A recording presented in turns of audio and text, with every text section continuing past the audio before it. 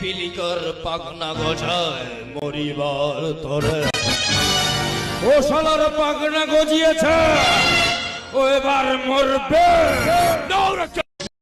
I am Bikram Banerjee, high voltage energy. লোকে বলে আমি বেবে ব্যাট বয়, আমি যা চাই তাই হয়।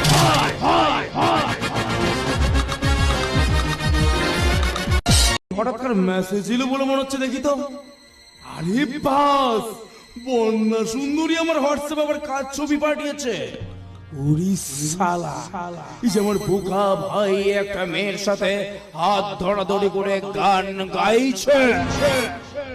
ওয়াও, লাভলি, মালটা তো হেপি সেক্সি বলে মনে হচ্ছে, কিন্তু একে তো আগে দল্লাটে কোথাও দেখিনি।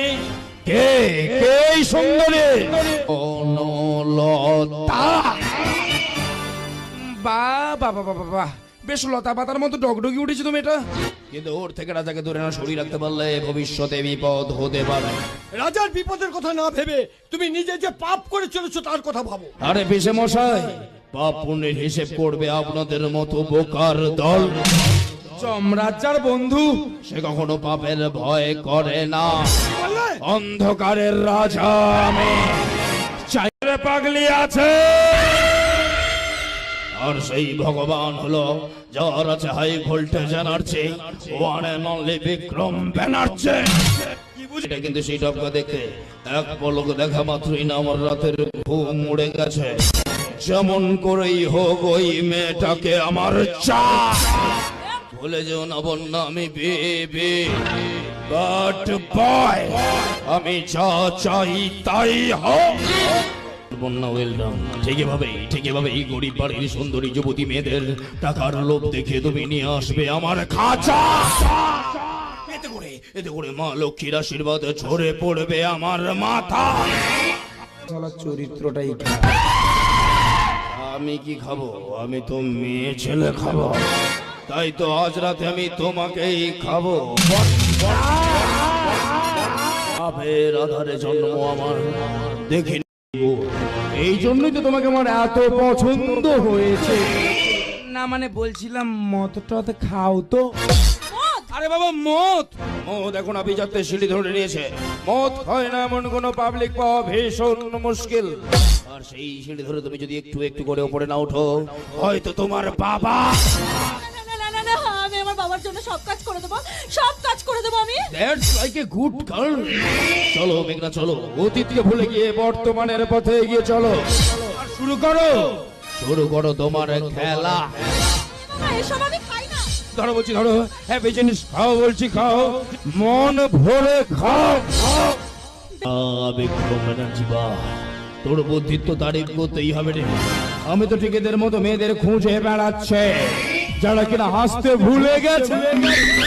এদের মতো বাড়ির মেয়েরা কি বোকা বোকা। নাম্বার ওয়ান ফুল। চাই না পুণ্যের সকাল। ওই যমরাজ বন্ধু আমার, আমি একালের শয়তান, তুমি একটা অমানুষ। কি বললেন? আমি অমানুষ? অমানুষ নয়, তুমি একটা জীবন্ত শয়তান। তাহলে তো শয়তান হয়ে শয়তানের খেলাটা দেখাতেই হয়। পিছে মশাই, ভয় পাচ্ছেন? না না না না, আমি আপনাকে মারবো না। আপনাকে মারলে পিসিমণির বিধবা সাজ আমার একদম ভালো লাগবে না। তার চেয়ে বরং এক কাজ করি, ওই শালা বাবাটাকে যেমন পাগলা করে ঘরে আটকে রেখেছি, তোমাকেও ঠিক তেমনি ল্যাংড়া করে ঘরে ফেলে রেখে দেব। তুমি জীবন্ত শয়তান। পাপের আধারে জন্ম আমার, দেখিনি পুণ্যের সকাল। পাপের আধারে জন্ম আমার, দেখিনি পুণ্যের সকাল। ওই যমরাজ বন্ধু আমার, আমি একালের মহাকাল।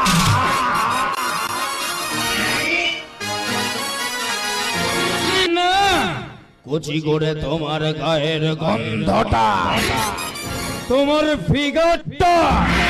এই তুমি পাস করে গেছো, তোমার চাকরি পাকা। দেখো দেখো মেঘনা, আধুনিক যুগের মেয়ে তোমরা, কথাবার্তায় চাল চলনে পোশাকে পুরুষকে ঘায়েল করতে হবে।